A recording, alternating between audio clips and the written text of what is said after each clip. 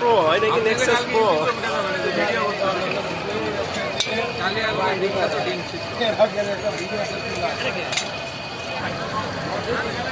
সসটা ভালো।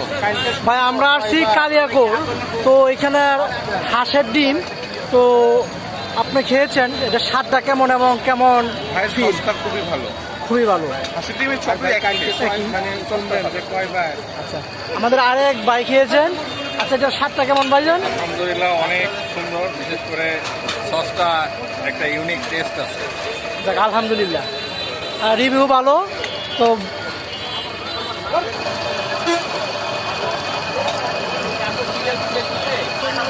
ভাইজান বলেন আপনার কতটুকু সময় এখানে বসেন?